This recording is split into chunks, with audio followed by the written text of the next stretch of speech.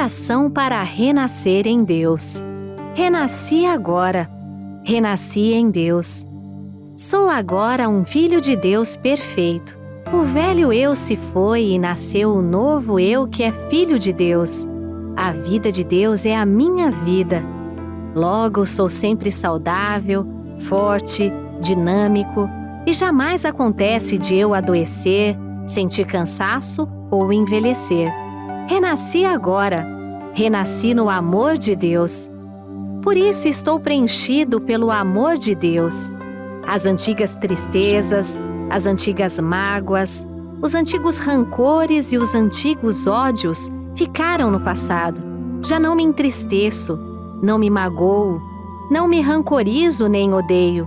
Abençoo tudo e envio pensamentos de amor a todas as pessoas. Muito obrigada. Meus cumprimentos, queridos educadores, queridas educadoras, queridos pais, queridos jovens, todos vocês que estão nos acompanhando neste momento, nas nossas reflexões sobre a educação da vida, especialmente neste mês de abril, que é o mês em que nós comemoramos a Páscoa, o renascimento. A Páscoa nos remete ao renascimento, o nascer de novo. E nós precisamos compreender o que significa nascer de novo. No livro A Verdade da Vida, volume 13, o mestre Masaharu Taniguchi, ele traz para nós aquela história conhecida da Bíblia, daquela conversa de Cristo com Nicodemos. Então, Cristo diz assim: em verdade te digo que se alguém não nascer de novo, não pode ver o reino de Deus. E Nicodemos, ouvindo aquilo, interpretou literalmente as palavras de Jesus e perguntou: como pode um homem, já sendo velho, nascer de novo? Será que eu vou entrar novamente no útero da minha mãe? Então Nicodemos entende aquilo como uma reflexão do ponto de vista da visão materialista, né?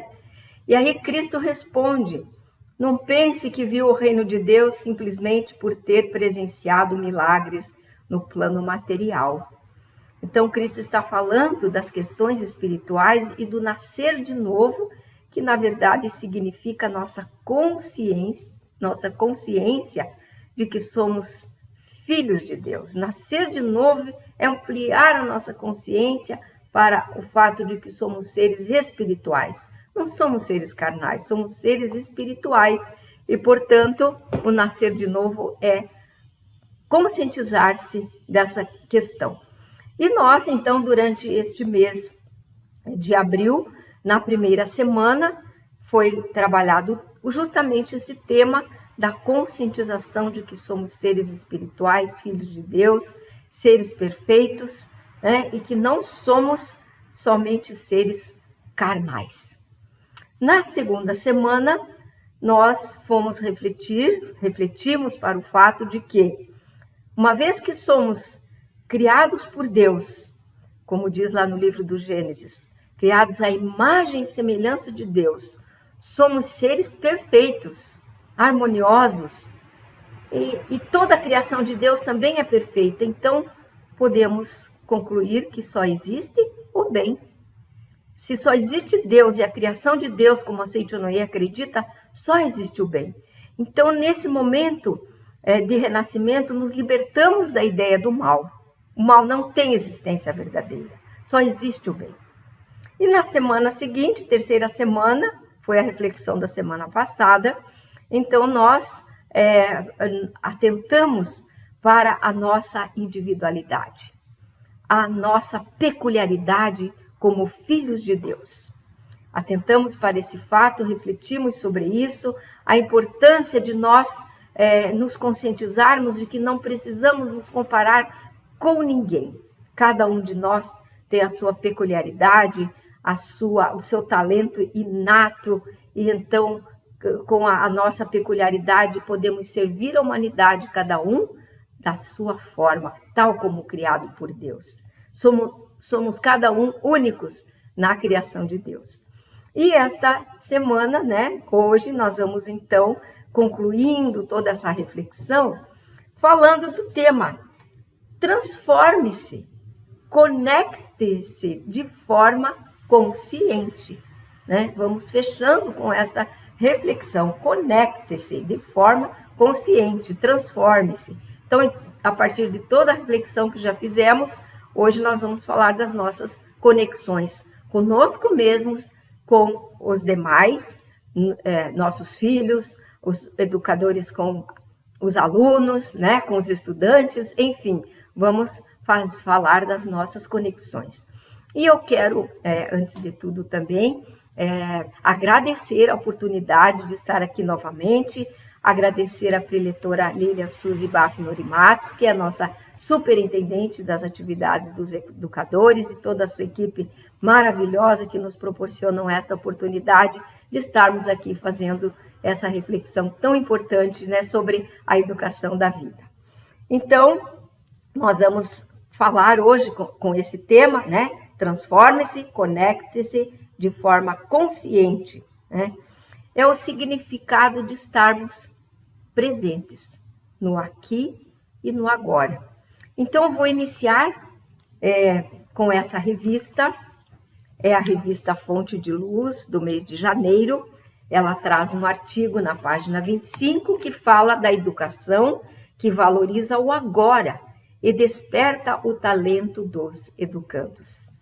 Então, cita do livro Pedagogia da Seiichi no Ie, do mestre Masaharu Taniguchi, cita a seguinte afirmativa: no agora está a chance para melhorar todo e qualquer aspecto da vida. O agora é o momento mais importante. O agora é o momento mais importante. E o mestre Masaharu Taniguchi, no livro da coleção A Verdade da Vida, o volume 28, ele nos traz essa questão, né, do viver o agora, da educação do agora. E ele escreveu assim na página 102. Também na educação e na vida cotidiana, é apreendendo o agora que se consegue maior aprimoramento. É preciso, pois, apreender o agora. Cada pessoa deve viver o agora da maneira mais vigorosa, radiosa e correta possível. Se é educador, deve se empenhar em fazer com que os seus educandos também vivam o agora, com o máximo vigor e alegria. Nisso consiste a verdadeira educação, a educação que faz exteriorizar a vida, vida com V maiúsculo, esta vida de filhos de Deus que é a nossa essência, que está na nossa essência, no nosso interior. E aí o professor Masaharu Taniguchi também vai, neste mesmo livro, trazer alguns exemplos muito interessantes de pessoas que vivificaram o agora, souberam viver o agora com toda a intensidade. O primeiro deles é o poeta Shiki Masaoka. Ele conta que o poeta Shiki Masaoka sofria de tuberculose, já fazia 10 anos. E naquela época, década de 30, década de 40, não havia cura para a tuberculose. Então, o poeta Shiki Masaoka poderia ter pensado assim: não tenho cura mesmo, vou morrer, então não importa fazer mais nada. Entretanto, não foi essa a postura mental do poeta. Ele decidiu continuar escrevendo, dedicando-se à sua arte literária e deixou um grande legado, né, de poesias na sua obra literária, numerosas obras. Ele viveu intensamente cada momento, mesmo adoentado, mesmo não podendo ficar sempre acamado, ele escrevia, né? Deixou esse grande legado. E pelo fato dele ter se dedicado a viver o agora, ele conseguiu viver alguns anos a mais. Ele desenvolveu mais a sua força vital e pôde proporcionar mais alguns anos de vida para ele. Então, fazendo do agora o momento de viver, o momento de exteriorizar a vida, de expressar o talento. E nós temos um exemplo muito interessante aqui no Brasil, né? De uma pessoa que soube também vivificar o agora. O nome dele é Herbert José de Souza. Ele era conhecido e é conhecido como Betinho. Betinho e seus irmãos, Enfio, que foi um grande cartunista também, e o Chico, eles eram hemofílicos e contraíram o vírus da AIDS numa transfusão de sangue. Isso foi na década de 90, nos anos 90. O que o Betinho fez? Ele não se deixou abater por haver contraído o vírus da AIDS e ter os sintomas, né, desse problema. Ele criou um projeto chamado Ação da Cidadania contra a Fome, a Miséria e pela Vida. Era uma campanha contra a fome na qual ele arrecadava alimentos para distribuir às pessoas necessitadas. E essa belíssima história em prol dos direitos humanos o fizeram também resistir à doença, assim como o poeta Chique, né, que viveu mais tempo, também Betinho viveu mais anos, além daqueles que os seus irmãos viveram, por ele ter se dedicado a vivificar o agora. Aproveitou esses momentos para vivificar com esse projeto, né, que trouxe soluções para a questão da fome, da miséria, e que permanece até os dias de hoje, esse projeto do Betinho, inclusive agora com ações no campo cultural. Então vejam como que o viver o agora, a educação do agora é importante e faz a nossa força vital renovar-se cada dia. Então essa história do Betinho também é bastante inspiradora para nós, né, da Seito Noye. E mais aqui na página mais à frente, o professor Masaharu Taniguchi, ele traz também uma outra história, que é de um professor que também estava com uma doença bastante grave. Esse professor chamava-se Kiyoshide Sonoda. Ele tinha um tumor na parte posterior do estômago e ele quase não podia permanecer sentado ou permanecer de pé, e ele passava a maior parte do tempo deitado. Mas ele tomou a decisão de fazer um estudo, observando como é que as mamães educavam os seus filhos de tenra idade, e resultou na constatação de um fato muito importante, aliás, de fatos importantes que nós vamos refletir agora com o estudo dele, através do estudo dele.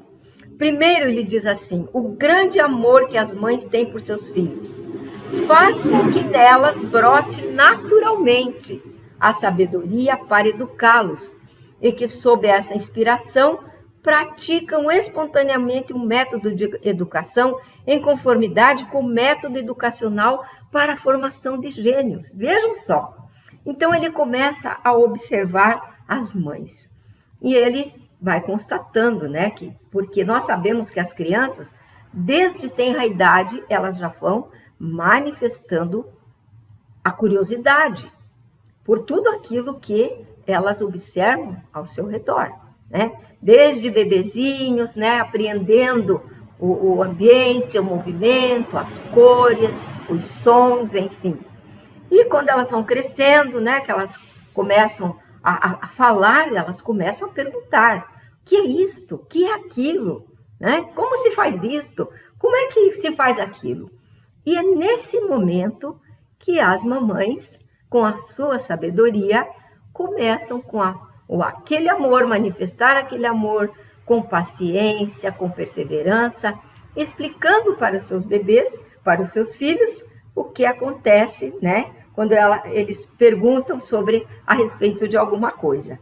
Quando se trata de pronunciar palavras, a mesma paciência, a mesma persistência, repetindo, né? Nós sabemos, temos essa experiência também. Nós vamos ensinar, por exemplo, a palavra bola. Então, nós repetimos para a criança: bola. A criança vai tentar, bo. E a gente repete, bola. E ela vai tentar novamente, Bó, bó, bó. Opa, está conseguindo. Bola. E assim, a mãe, com essa peculiaridade, ela vai trabalhando com as crianças. E essa observação do professor Sonoda, ele se pergunta, né, por que isso ocorre? Como é que a mãe consegue, né, captar essa sabedoria e ir orientando os seus filhos naquele momento em que eles manifestam, né, a curiosidade, em que eles manifestam a vontade de conhecer, de saber as coisas? É a educação que vivifica o agora, né? Então, ele percebeu o seguinte: enquanto os filhos são pequenos, as mães têm a nítida sensação de que eles continuam intrinsecamente ligados a elas, como no momento em que nasceram. E por isso elas conseguem sintonizar perfeitamente com os filhos e praticar a verdadeira educação. Mas ele observou que também, algum tempo depois, as mães começam a manter um certo distanciamento. Quando a criança começa a manifestar, né, começa a manifestar a vontade de ajudar a mãe em algum trabalho doméstico, por exemplo, lavar uma louça, fazer um bolo, as mães começam a afastar a criança. Já não tem mais aquela sensação de que ela está intrinsecamente ligada ao seu filho e passa a dizer: não me amole, vá para lá, você vai me atrapalhar, eu vou me atrasar, né? E ela começa então a ter uma conexão mais distante com aquela criança. E na escola, nós podemos observar também essa educação do agora. O mestre Masaharu Taniguchi, também neste livro, Verdade da Vida, volume 28, ele conta a sua própria experiência. Ele conta que ainda jovem, estudante, ele se dedicava aos estudos, mas era uma dedicação apenas para tirar notas altas, passar nos exames, passar de ano. E ele mesmo conta que depois que ele fazia as provas, no dia seguinte já não se lembrava de mais nada. Então, essa educação não é a educação que vivificou agora, é uma educação também utilitarista, que não aprende os conteúdos, aprende apenas para fazer a prova.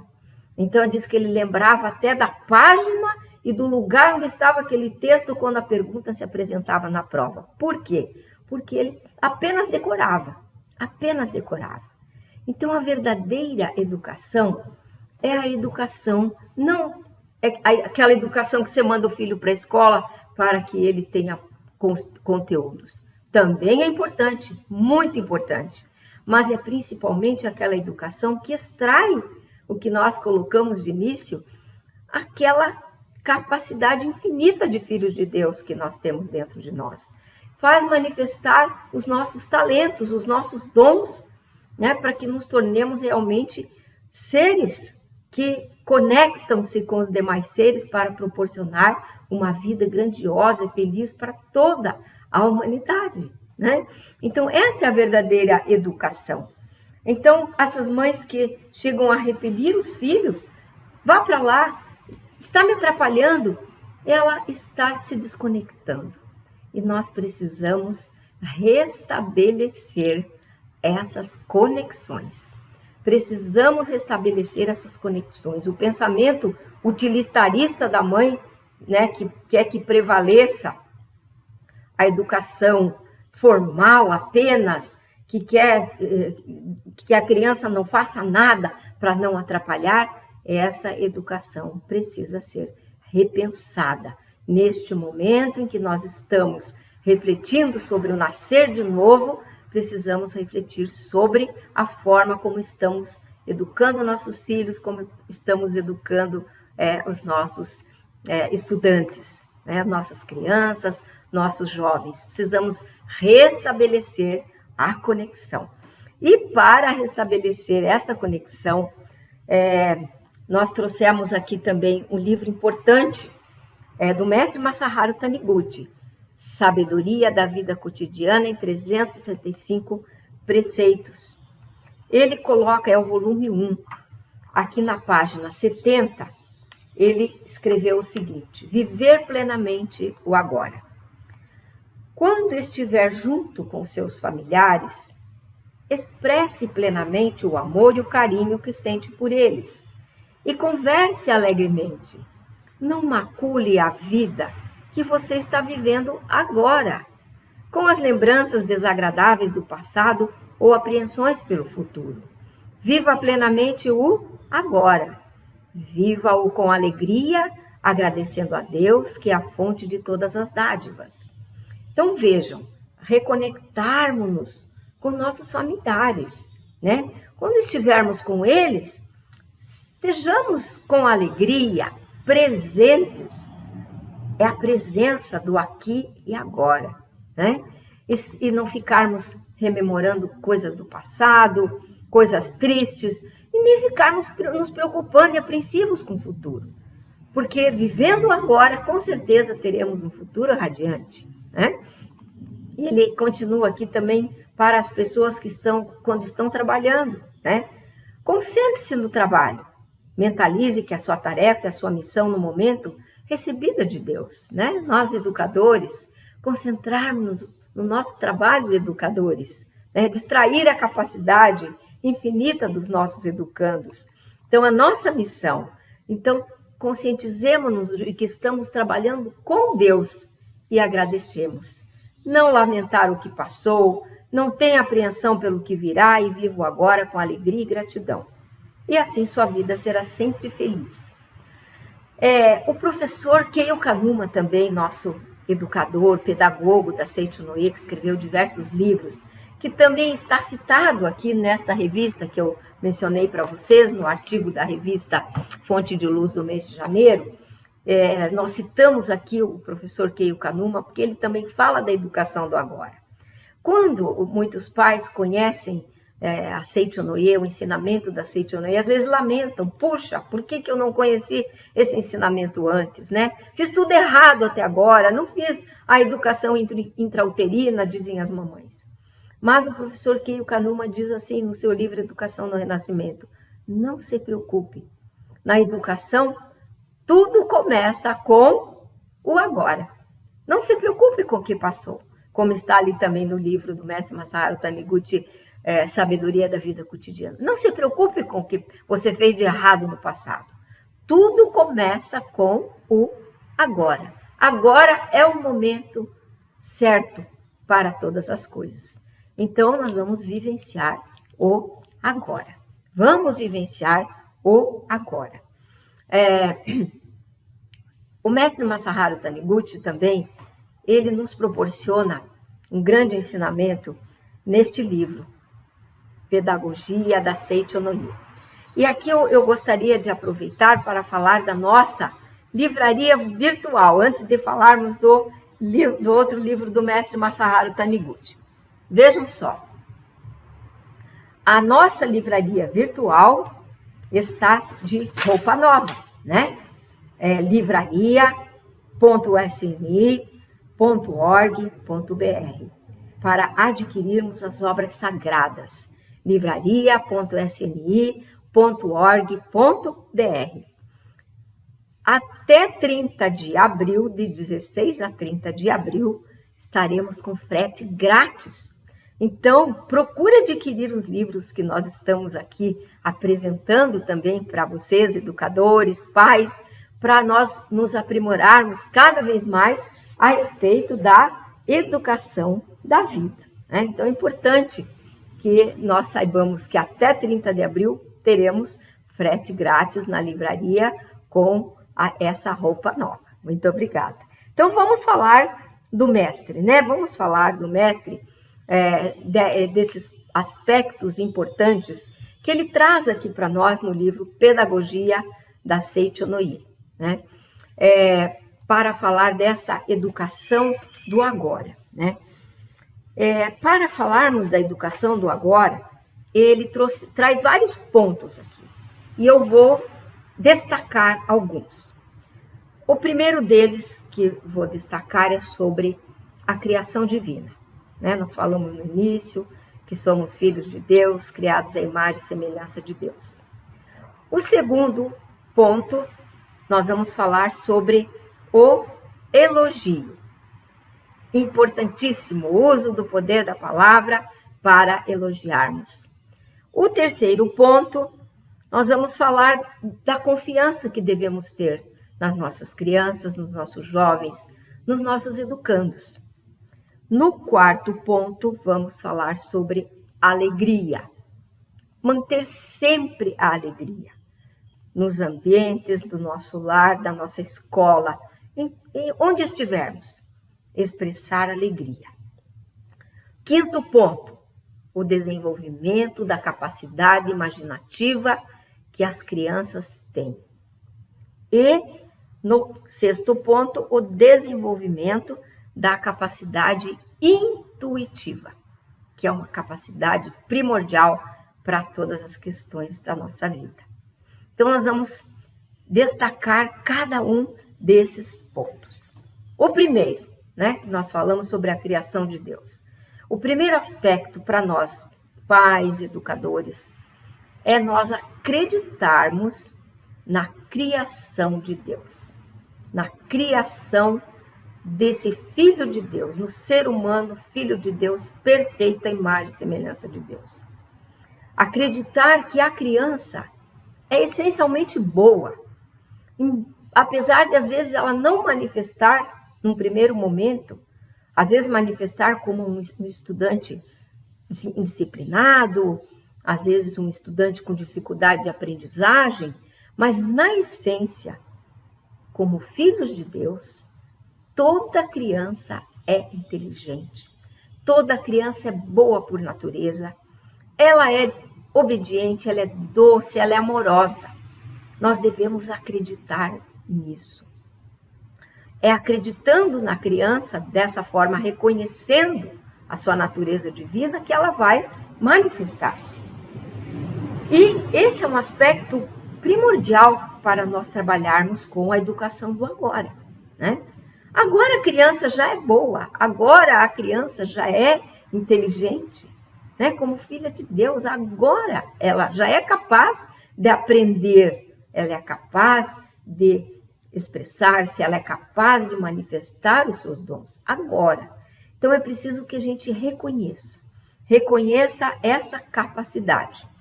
Então, nós falamos no início, né, sobre os bebês. Quando a criança ainda é bebê e a sua mãe, né, intrinsecamente ligada a ele, vai lhe educando.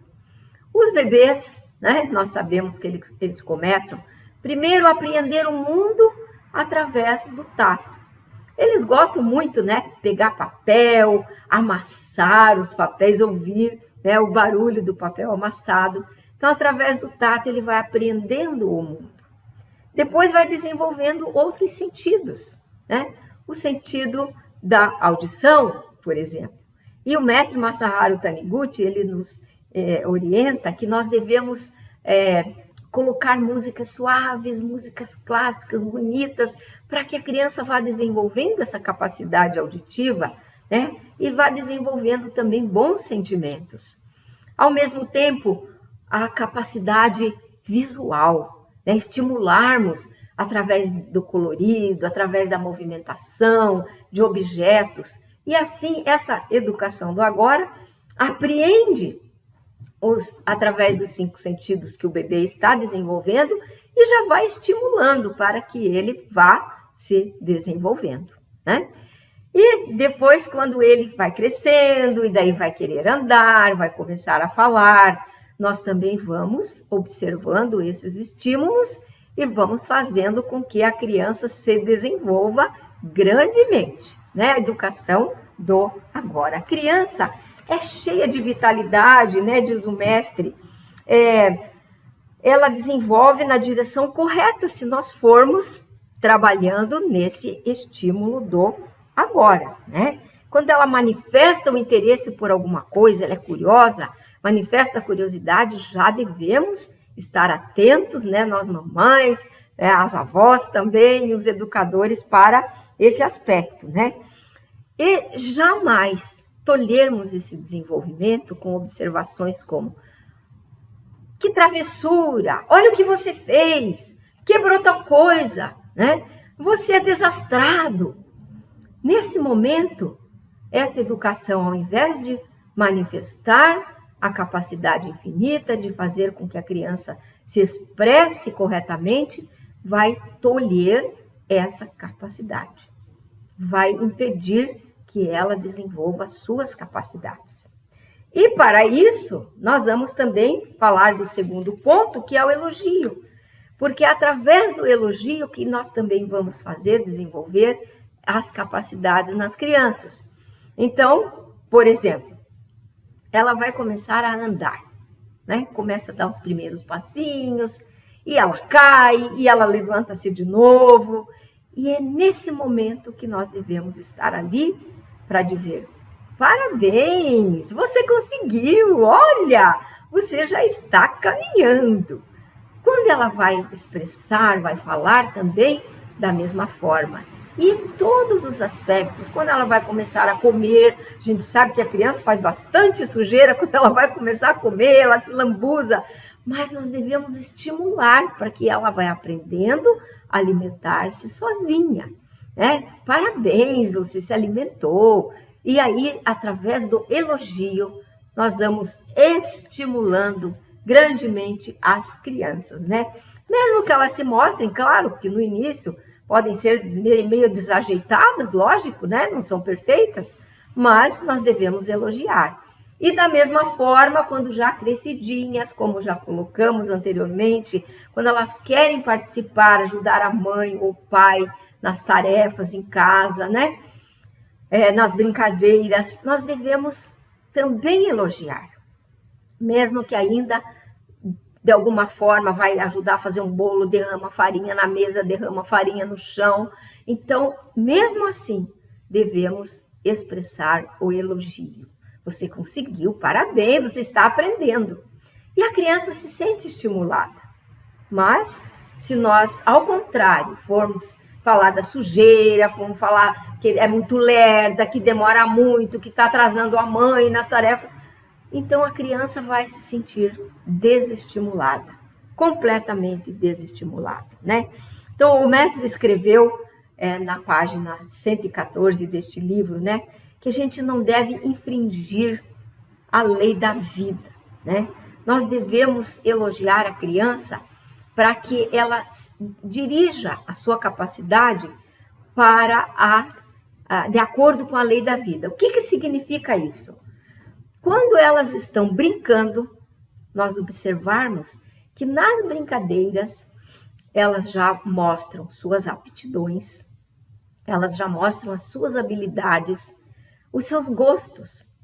E muitas vezes pode ser que aquilo que a criança mostrou como habilidade, como aptidão, como gosto, né, pessoal, não seja muito aquilo que nós, pais ou educadores, estaríamos querendo. Mas, na verdade, essa é a peculiaridade inata de cada um e devemos respeitá-la. Então, o mestre escreveu aqui na página 114, eu vou ler esse trechinho aqui para vocês. Não tente fazer com que se desabrochem rosas num pé de lírio. A alvura do lírio é uma obra-prima. E a formosura da rosa é outra obra-prima. Qualquer flor minúscula, seja ela de laranjeira ou de pessegueiro, possui sua própria beleza. Cada flor tem sua beleza peculiar, que não pode ser substituída por nenhuma outra. Então, isso nos mostra, esse texto lindo nos mostra que cada um é único, assim como as flores. E não devemos impedir esse desenvolvimento. Se as pessoas desenvolverem cada qual seu próprio dom, estarão participando do grande plano traçado por Deus, Criador do Universo. Existe um grande plano para nós estarmos participando dele. E nesse grandioso plano, devemos expressar aquilo que é o nosso dom peculiar e que já vai aparecendo quando estamos brincando, né? Quando a criança está divertindo-se com outras crianças ou está estudando, está na escola, ela já vai mostrando aquilo que é o seu dom peculiar. Por exemplo, Nós sempre citamos essa questão da matemática, né? A gente criou esse mito que a matemática é difícil. Então, tem crianças que sentem dificuldade na matemática, mas essa criança pode ter uma grande capacidade para se expressar na escrita, né? Quem sabe vai se tornar um grande escritor, deixar obras literárias para a humanidade. Então, não devemos ficar enfatizando que ela é fraca na matemática ou em outra disciplina, mas devemos elogiar aquela disciplina na qual ela vai bem. E aí, naturalmente, as outras aptidões vão surgindo e ela vai se desenvolver também nas outras disciplinas, né? E é importante que a gente tenha sempre em mente isso, porque isso essa questão, a educação do agora. É no agora que a gente desenvolve, é no agora, no que está manifestando-se. Daí a importância de nós nos reconectarmos conosco mesmos e com todos ao nosso redor. Terceiro ponto importante que o mestre Masaharu Taniguchi trouxe para nós. Dê tarefas adequadas. O que é isso, de tarefas adequadas? A criança pode sim trabalhar. Nós já demos os exemplos aí de ajudar a fazer um bolo, lavar uma louça, né? Ajudar em alguma coisa. Os meninos às vezes gostam de ver o pai fazendo algum artífice, né? Com ferramentas, e o menino quer também aprender a manusear aquelas ferramentas. E às vezes ele usa aquelas ferramentas para demolir o seu carrinho, porque ele é curioso, ele quer saber como o seu carrinho funciona, né? Então, essas tarefas que as crianças podem executar, né, ainda pequenas também, os jovens, nós devemos estimular, sim, é muito importante, né? Na escola, da mesma forma, para que a criança se desenvolva, né? Nós falamos das matérias. Então, fazermos com que a criança expresse a sua capacidade infinita. Essa é a verdadeira educação. E através de nós confiarmos nessa capacidade, é que nós podemos lhes dar tarefas adequadas e elas vão se desenvolvendo também a partir de sentirem-se úteis, né? Um dos aspectos do ser humano, dos 5 desejos do ser humano é ser útil. E a criança já gosta de ser útil, de ajudar a mamãe, de manifestar o seu amor. Então é importante que nós demos também para elas tarefas adequadas. Quarto ponto, aqui é um ponto também primordial, que se trata do equilíbrio. Nem tanto estudar, nem tanto só brincar. Deve haver as duas coisas para que mantenha-se a alegria. Hoje estamos vivenciando um momento bastante peculiar, né? Que são esses momentos aí. Nós estamos intensamente com as telinhas. Então, as crianças estão despendendo muitas horas nas telinhas, seja nos celulares, seja nos computadores, nos jogos da internet, né? E nós, pais, educadores, devemos estar atentos a essa questão. Nós devemos estar muito atentos. Que tipo de jogos nossos filhos estão fazendo? Que tipo de informações nossos filhos estão acessando? Nossas crianças nossos jovens estão acessando. Quantas horas por dia nossos filhos, nossos alunos estão acessando, né, as telas? Né? E com que conteúdo? Isso é importante para manter o equilíbrio. Eu vou citar para vocês uma frase do livro do professor Jeremy Rifkin, o grande pensador, o livro A Terceira Revolução Industrial, que ele fala desse aspecto, e ele citou que uma criança, ao ser levada a um parque, disse: eu prefiro ficar em casa. É lá que estão todas as tomadas. Olha só, a criança está prescindindo de brincar no parque, de ter contato com a natureza, estar ao ar livre, correr, brincar com outras crianças, interagir, né? Até interagir na escola, começa a ter dificuldade para ver um trabalho de cooperação mútua entre, né, os estudantes numa sala de aula, porque ela está focada apenas na tela. Então, nesse momento, o equilíbrio, né, o equilíbrio, para mantermos a alegria. É importante mantermos a alegria em todos os aspectos, né? E agora nós vamos para um outro ponto fundamental que o mestre Masaharu Taniguchi também colocou aqui no livro Pedagogia da Seicho-no-ie. O quinto ponto, cultivar a capacidade imaginativa. Todos nós sabemos que a criança, ela tem uma capacidade imaginativa enorme, né? Ela tem uma grande capacidade imaginativa, né? E as grandes realizações, elas vêm dessa capacidade imaginativa, né, que nós temos. E essa capacidade, ela vem também, ela chega na imaginação através das ideias. Chovem ideias do mundo elevado, como nós aprendemos na Seicho-no-ie. Chovem ideias do mundo elevado. E também aprendemos que tudo se concretiza primeiro na mente e depois se concretiza aqui no plano físico. Então, essas ideias que estão primeiro na mente devem ser estimuladas para que elas realmente se concretizem. Aquelas pessoas que têm pouca capacidade imaginativa, nós podemos deduzir que quando ainda crianças ou jovens foram desestimuladas nos seus sonhos. Ah, larga a mão disso, que bobagem. Não, sonho, isso não se realiza. Imagine, vai trabalhar, vai cuidar das coisas, vai fazer outra coisa, porque isso daí você jamais conseguirá atingir. E aí entra com as argumentações, né? Só mundo concreto que existe. Olha como está esse mundo aí.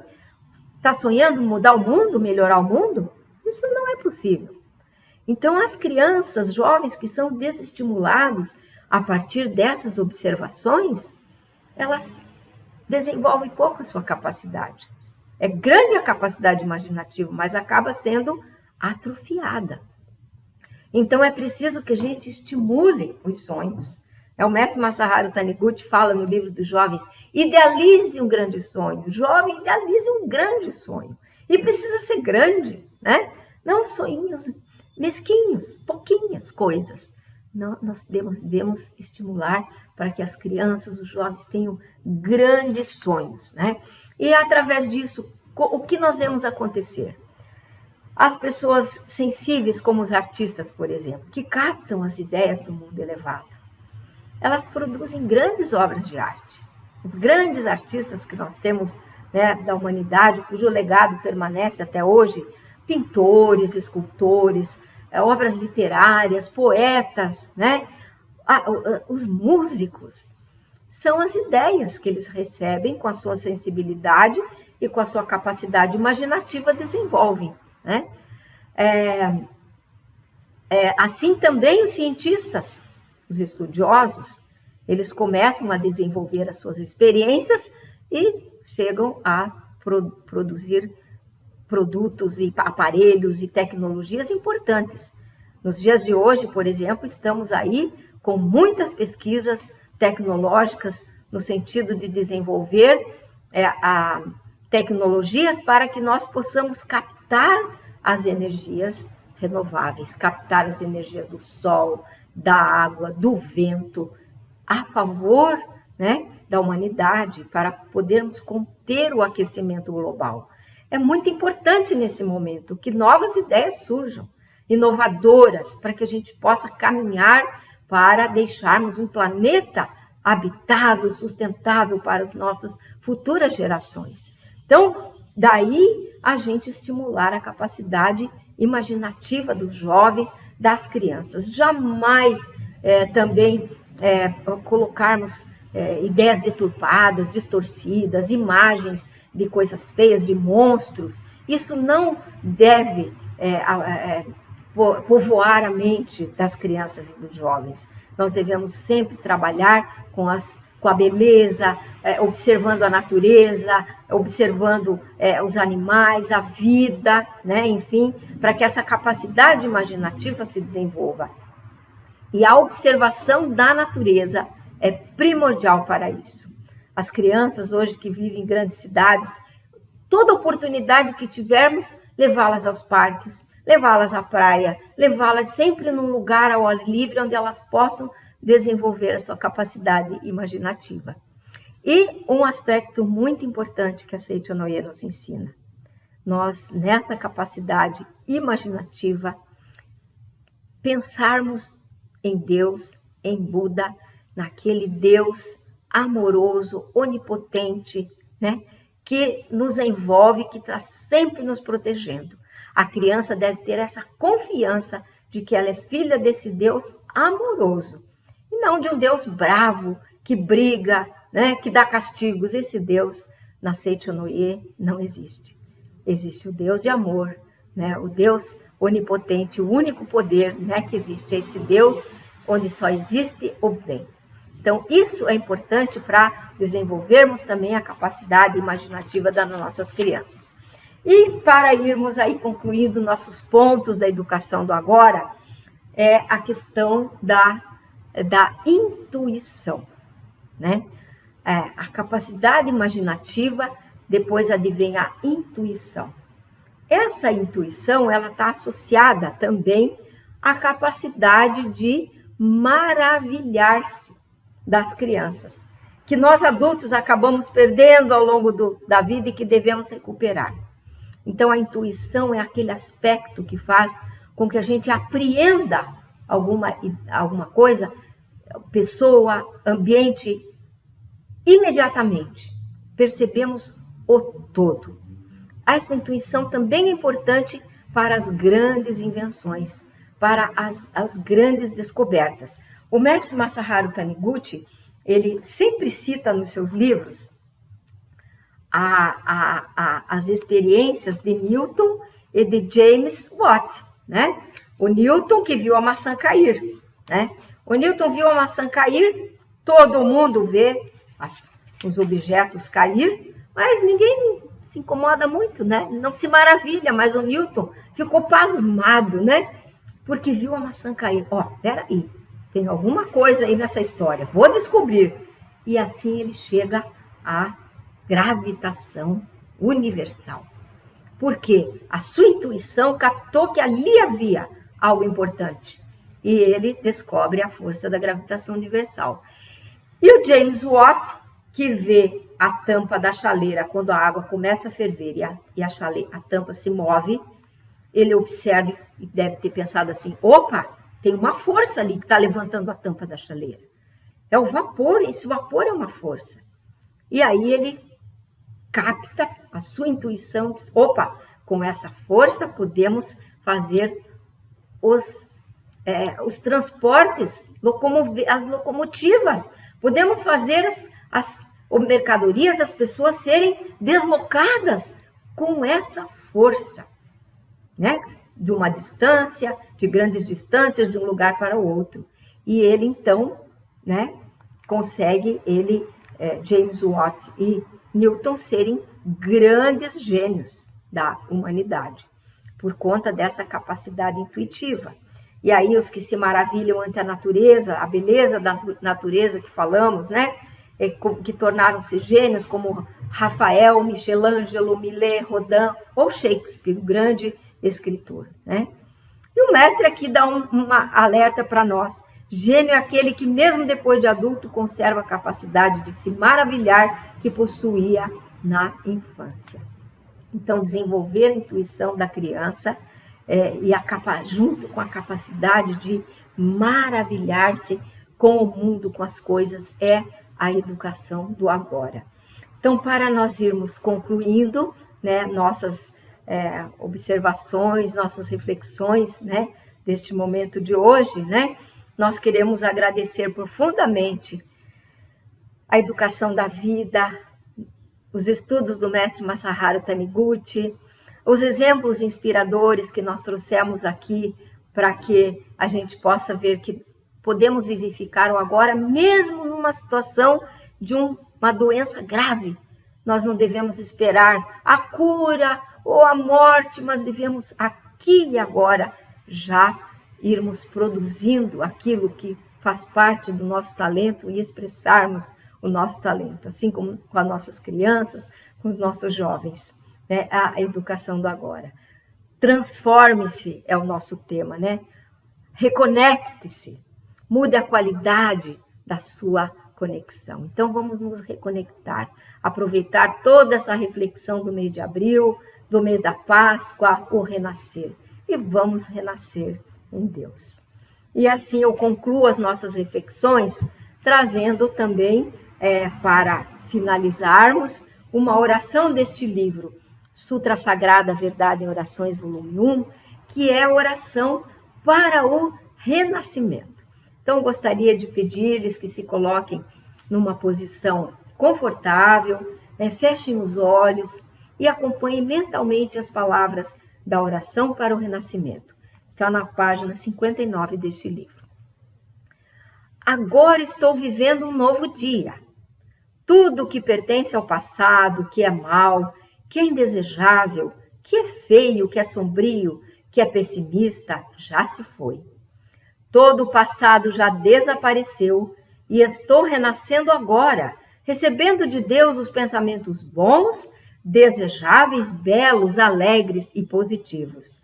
Todos esses bons pensamentos, semeados em meu subconsciente, estão pouco a pouco germinando, crescendo e finalmente, no momento adequado, manifestar-se-ão em forma concreta, com certeza. No mundo da imagem verdadeira criado por Deus, não existe nada que não seja bom.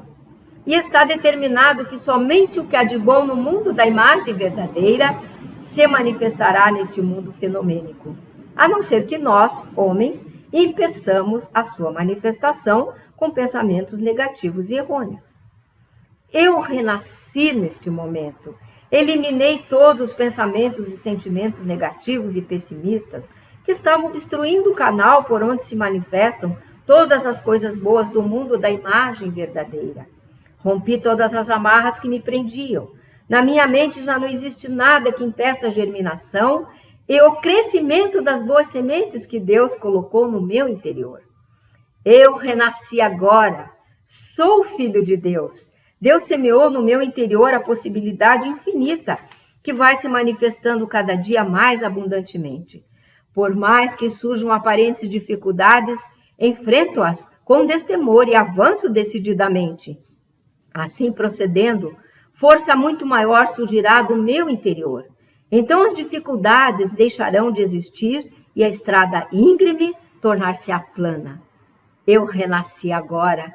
Compreendi realisticamente que sou filho de Deus. Desfizeram-se todas as amarras com que eu prendi a mim mesmo e torno-me agora totalmente livre. Compreendendo que sou totalmente livre e que tenho recebido de Deus força capaz de superar quaisquer dificuldades, perdi o hábito de vacilar diante das dificuldades. Eu, como filho de Deus, tenho recebido de Deus a sabedoria infinita, razão pela qual saberei captar o momento mais oportuno para agir. No momento mais adequado, executarei sem vacilar, decididamente, da maneira mais apropriada, aquilo que for mais importante para o momento.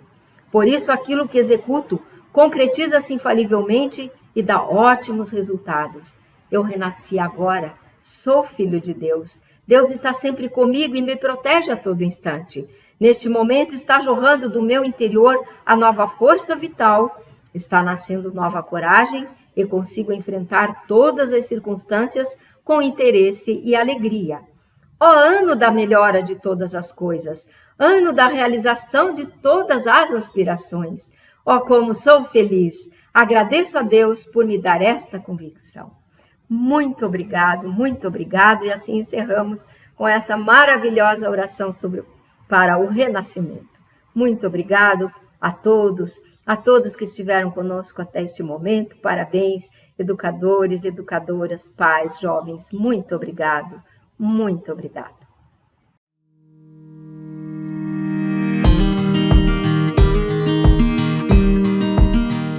Olá!